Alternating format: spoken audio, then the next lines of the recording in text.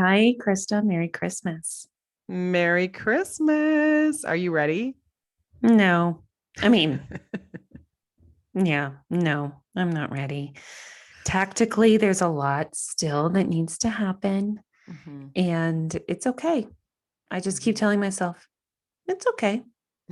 It's okay. It's going to be okay. One thing my mom has always said, and my sister and I have adopted, is she always says, "Oh, well." And so Hmm. whenever stuff happens, Kendra and I say, "Oh, well, Hmm. oh, well, it's all Yeah. right. It doesn't get done. Oh, well." Hmm. I know it's nice to think. I had somebody who texted me a picture. She was reading Loving My Actual Christmas, my Christmas book. And her kids are little, and she was feeling really overwhelmed. They were traveling, and she has a December birthday, kid with a December birthday, and all that. And I said, kids remember that they were celebrated, but they don't really remember all the details of their birthdays. Now that my kids are older, and I ask them, so what did you remember? They did not remember the kitty cat cupcakes. They didn't. I mean, the pictures remind them. That's Right. evidence that their mother took the time to stay up till 2 a.m. to do that. But they just remember that they're celebrated. So I and then after I sent it, I thought, oh, I hope that didn't sound too dismissive of Mhm. her stress, because when you're stressed, you're stressed. And at the same time, I'm trying to practice that, like, well, Yeah. the gifts will be wrapped. They're not going to be Mhm. beautifully wrapped, Mhm. but there will be wrapping paper around them.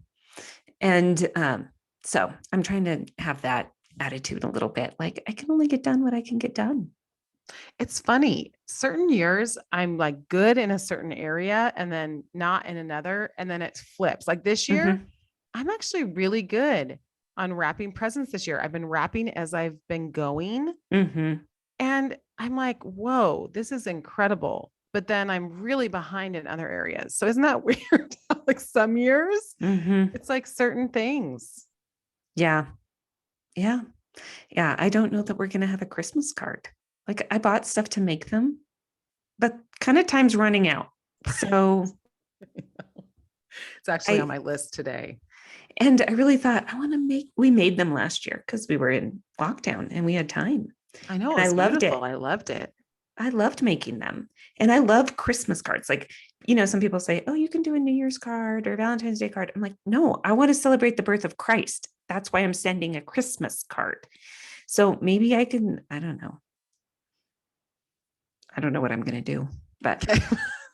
Well, if it doesn't get done, oh mm-hmm. well. Oh, well. And Christmas, I now tell myself Christmas is between December 25th and January 6th, right? 6th, Epiphany. So anyway, there's 12 days of Christmas. Yeah. Mhm. 7th, January 7th. I don't know. I should know that. Okay. So let's talk about what you are doing now with the countdown. How are you letting things go? Well, I'm not great at letting things go. That is not a strength. I Oh, will well, what happened to, oh, well? I know.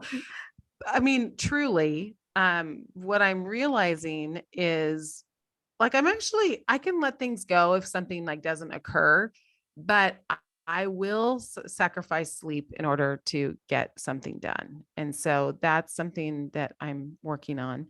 But I'm realizing I probably just need my kids who are old and who can help to do more things with me instead of feeling like I have to get everything done before the college kids come home, because that's a Mm-hmm. little bit of a self-imposed pressure that, oh, I just want to be so present and doing all the fun things when they're home. And I do, and that is a goal. But at the same time, it's okay also to say, hey, let's do this together and let's make this fun together. So, because they are capable. So I'm trying to flip a little bit and just recognize that if things don't get done before they get home, it's okay. They can join in. Mm-hmm. Have you ever sent your kids to Costco with a list by themselves? Yes. I tried that today and then I And hit panic. Did it work? It didn't go because it was going to be the 16-year-old by herself. And I thought, what if they don't let you use my credit card? Because you have to use the Costco credit card. And I will say the last time I did that, my son got busted for not being me. He had my Costco card, but he wasn't me. And so they said he couldn't do that again. So I know it's not something they love, but it is so helpful if they can do that. So that's a little bit tough. But another tip, Costco tip, go at night. Nobody's there. Okay. So what about you? Is there anything you're letting go? Well, maybe Christmas cards. Yeah. Okay. Yeah, maybe. We'll see. The mailbox will tell. The mailbox will tell. Will tell us the truth. What about this interview from last week with Nancy Hicks? That was a powerful interview. And both you and I were really touched by that interview. What are some of your thoughts surrounding loss and grief and some of the things that she talked about? Well, listening to it again. So we recorded it a while ago, and then I listened to it again last week. She was very honest about anger. And she called it out. And she has an interesting perspective because she travels internationally a lot to churches.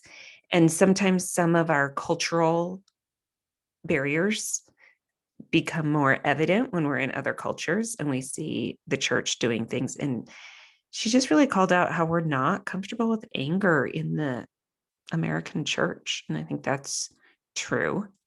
And how she could hold that tension of two things being true at once. I can be really, really angry at God and still believe he is God and still believe he is good. And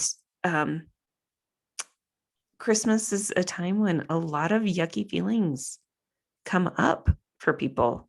And I've been writing for my job on foster kids and Christmas. I mean, how much loss, it's such a representation of loss for them.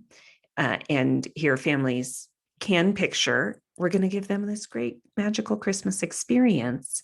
And yet what they are often thinking about is the loss, the hurt from Christmases past, the unmet expectations from the year, the continued loss and grief. So she was really honest about that, but holding that tension of not just kind of saying, F you, God, but really saying, I can still believe you are holy and I can still worship you and be really mad at you for allowing life circumstances to unfold the way they did. I don't hear that very often.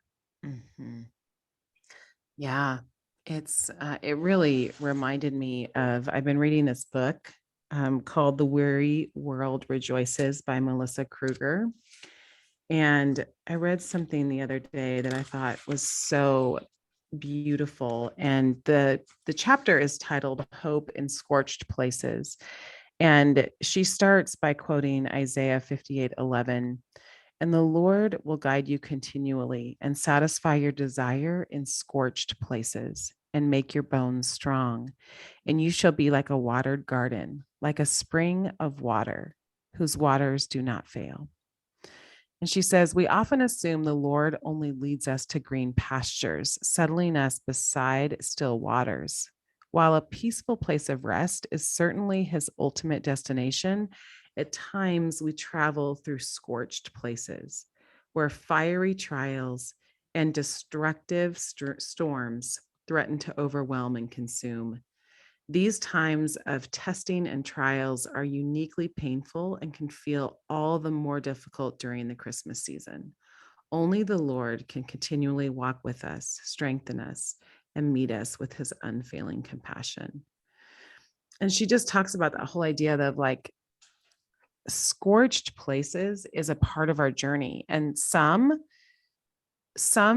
have more maybe traumatic experiences than others, but we Mhm. all can feel that sense of, yeah, I'm in a dry land. And Christmas can accentuate that, especially like you were saying, for certain situations, like a foster care situation, or maybe a family that has brokenness in it, or a marriage. And all of a sudden, like a mom is without her kids on Christmas, or a Mhm. wife is without a husband on Christmas. And oh, it just feels like such a fiery trial, because Christmas accentuates the loss. And so it just feels like so hard. And yet I think about, that's why we celebrate Christmas, Mhm. because God literally chose to come in to our broken pieces so that he can hold them. And that is why we celebrate Christmas. It just, to culture doesn't feel like Christmas. Mhm. Right. That the darker the night, the brighter the star. Mhm. And I love the weary world rejoices. That's my favorite line ever in a Christmas carol. Um, and also the soul felt its worth, right? That Mhm. all of a sudden things made sense. Like, oh, there is relief in this pain. And it doesn't look like what we expected. We didn't expect it Mhm. to come as a baby. We didn't expect it to look this way, but here we are. Mhm. Yeah. Mhm. Here we are, and here is Jesus. Mhm. Here is Jesus in the midst of this. And it's why he came for each one of our situation. I mean, you don't have to have a broken family to feel the scorched land, that whatever a woman's situation is, it's to her so real and personal. And God came for all of it. Mhm. Yep. Well, I have been thinking a lot about closing ceremonies Mhm. as far as like a day. I was talking to somebody through work who was talking about, again, he works in the world of foster care, how he closes his computer at the end of the day and what he does to transition himself mentally from the work he's been doing to the people in his home, his family. And especially working from home, many of us have really fuzzy lines. That computer or that phone may be with us all the time. And we think, how do we close one chapter and move into the next? So as we're closing 2021, which many of us are very happy to be closing 2021 and moving into 2022, how are we transitioning? And I've just been thinking about that. Like, what's a good closing ceremony? And this prayer came forward to me.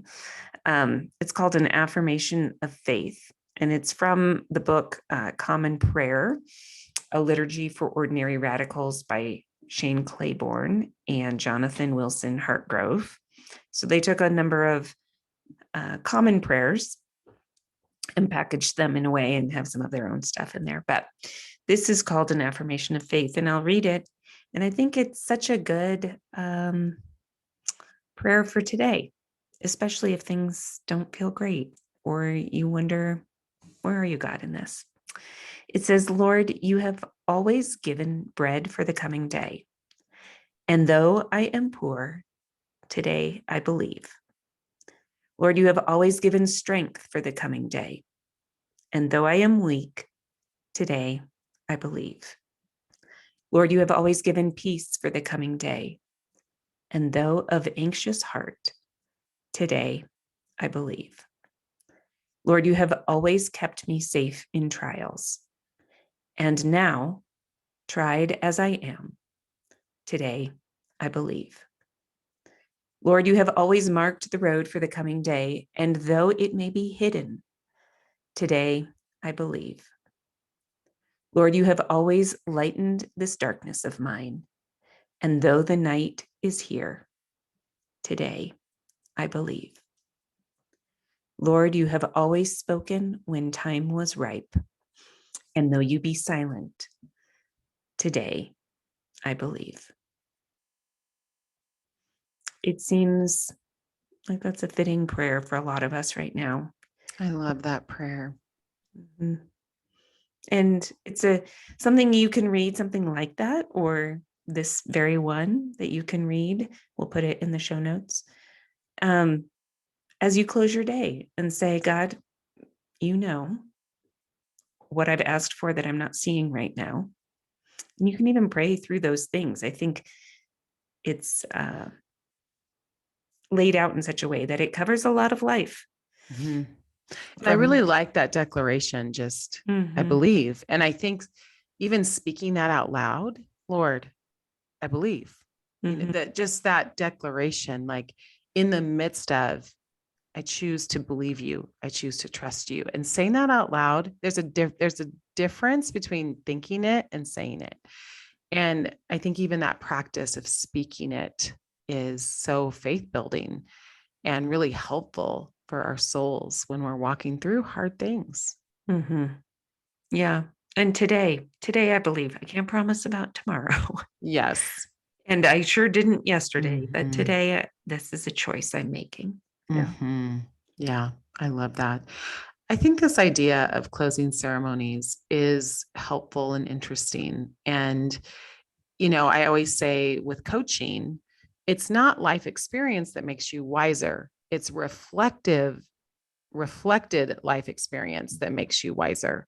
And so if we're going to actually grow and learn from what we've lived, then we really do have to stop and reflect on it and figure out how to harness what we've learned, what we've gone through, and move that into our current, present, and future so that we can harness that for good in our lives. And so I think this whole idea of just we have to stop and we have to really take the time. And that's a discipline. For me, it's a discipline. I am not someone who likes to stop. I actually love to be in motion. I love doing, I love being like in action. And so it feels like a discipline to me to stop and really take that time. And yet, because I know the benefit of it, and because my soul knows the benefit of it from past experiences, I do it. But it really is so important for me personally to take that time, but also for each one of us, you know, if we want to really learn from our experiences. Yeah. I did hear someone once talk about like 4 stages of productivity or new ideas or entrepreneurship. And it always ended, the 4th stage was reflection.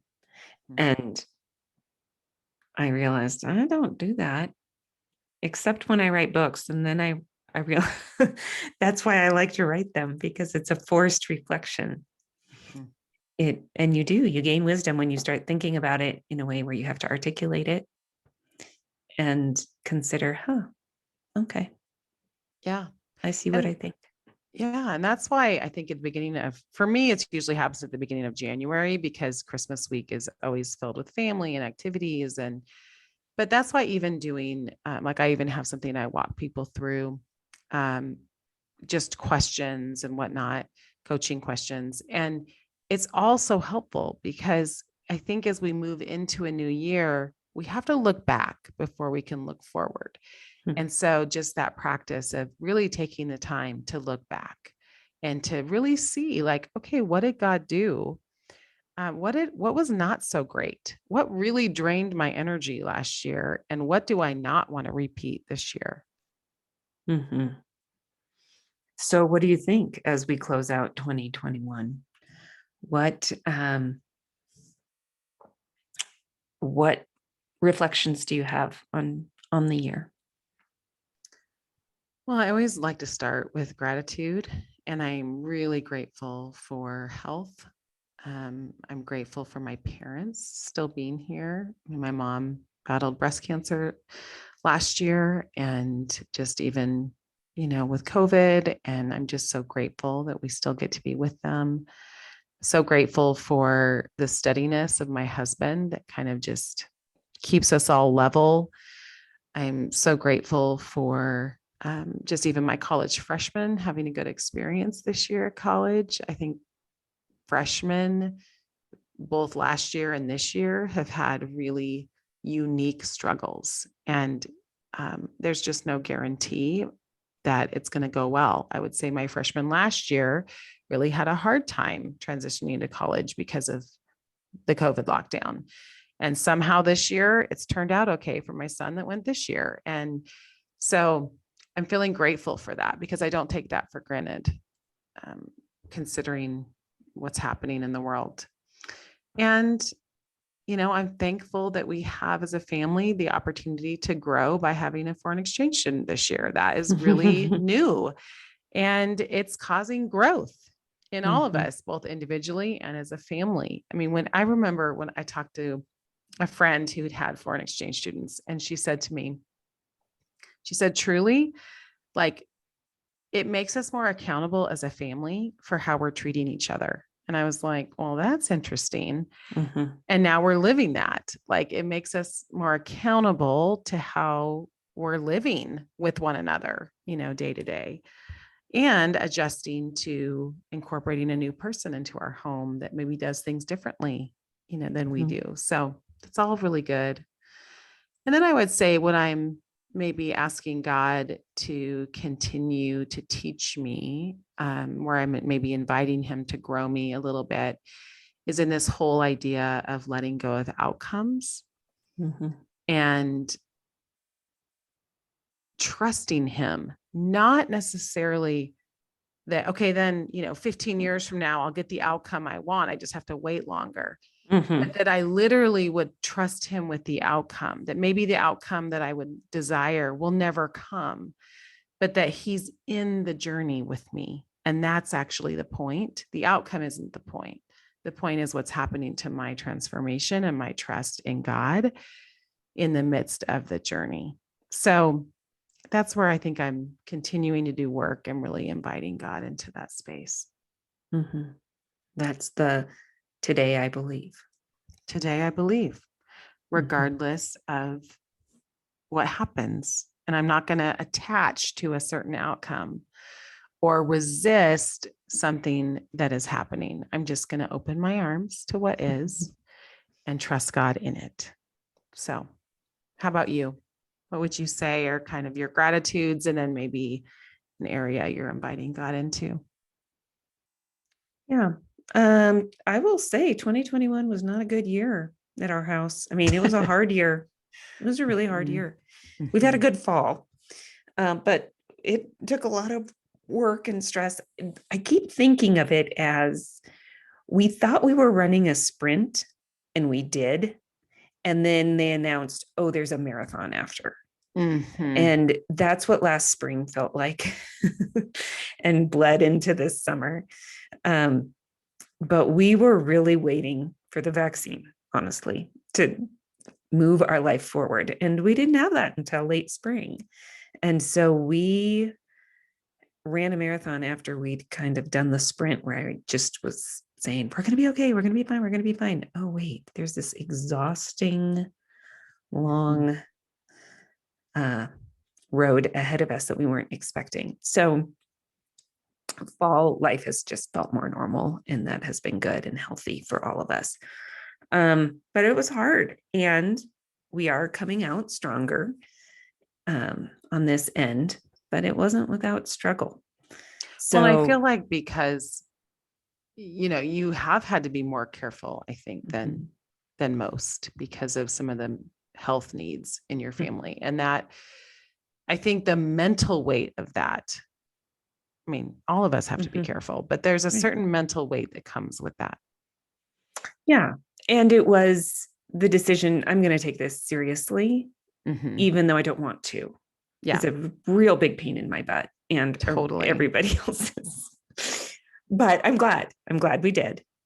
I'm glad we did. And now we live a pretty free life. And it does give us some appreciation, right, for things that we took for granted. for so long. And that was the gift, the very strange gift of COVID, if we choose to take it, is that it could give us some perspective on things we take for granted. So I'm grateful for my relationships with my girls and with my husband, but it wasn't without a lot of work to get here. And I'd say the world, always feels heavy and hard to me. I tend to kind of hang out with people, I don't know why, in through work a lot of times, that have really hard stories. And this right now feels like I'm hearing a lot of very hard, grief-filled stories. And they feel bearable to me because of Christmas, like we just said. And so I'm grateful that God gives us the knowledge that he is with us. He not only gave us his presence, he gives us the knowledge of it so that we can cling to it when we need it, and when we can cling to it on others' behalf, which right now, I think I'm doing okay. My family's doing okay, but people we know aren't doing okay. And so I'm clinging to that knowledge on their behalf, and I'm grateful that I have it. Because that's hope. And I don't know what I would do if I didn't. And I understand how people might feel hopeless right now. So I'm grateful for that light in the middle of the darkness, that that moment when the soul felt its worth. What would you say is an area you feel like God is calling you into for the next year? I think a lot of more of the same. I started a new job this year and I like it. I like it a lot. And he's probably asking me, I'm only laughing because we just had a conversation about this, to make some decisions about my time and my energy. Because maybe it has been that life has felt normal. So I've said yes, yes, yes, yes, yes to so many things because I've been waiting to do them. And I still only have 24 hours in every day. So I think God is calling me to be a little more discerning. And the hard thing is saying no to good things, right? There are a lot of things that I don't really feel like doing that, or that doesn't sound like it's that essential in the world. But a lot of the opportunities that come to my calendar are things that I really believe in and really want to do. And so that's where I have to do a little bit of digging and say, how do I say no to things I want to do? And that would be good things for me to do because I want to do the best. Yeah, it's the worst because I want to do everything. I am so with you on that. I just love all the good things, and to say no to things, like, it kind of kills me. It's not that I don't necessarily have the fear of missing out. Like, once I say no to something, I'm okay, but it's more like, oh, I want to be a part of that because that's really great what you're doing. And I love that you're doing it. Yeah. So it's getting back to asking that question. Am I the best person to do this for this time? And even asking that, even saying that, a few things are coming to mind right now that I think, maybe it's time for me to let go of a few things. Yeah. So anyway, that's what I think he's calling me into, being a little more discerning in that. Yeah. And yeah. It's helpful. It's helpful. And again, this reflective life experience, right? The reflected life experience is what allows us to move forward differently. And hopefully each year we're getting better and better and wiser and wiser. That's the goal, right? We don't want to just keep being on this hamster wheel where we don't really think about what we're doing, why we're doing it, and then we don't ever move forward. Like, hopefully we're changing and growing. That's actually the beauty of age. I think a lot of people lament aging. I think ultimately, let's embrace it as this is the beauty of aging, that we get all of this reflected life experience that we can draw from, and hopefully with God's help, with his Holy Spirit working in us, get wiser and wiser the longer we journey Mm-hmm. with each season, Mm-hmm. knowing that each season requires something different of us. Yeah. Mhm. Well, thank you. Merry Christmas. Merry Christmas and Happy New Year. Happy New Year. So we are at the Sisterhood taking a 2-week break. We are taking a couple weeks off to enjoy the holidays. We hope you all do as well. And we will see you. We're going to start strong with the Healthy Way, which is, gosh, is this our 3rd annual Healthy Way? I think it might be our 4th. Okay, I think actually you're right. I think it's our 4th. The Mhm. 4th annual Healthy Way, where we're looking at 5 different areas of health and how we can get healthy in those places. So be looking forward to that. And everyone, we will see you in 2022. Oh my gosh. Yep. See you Okay. then.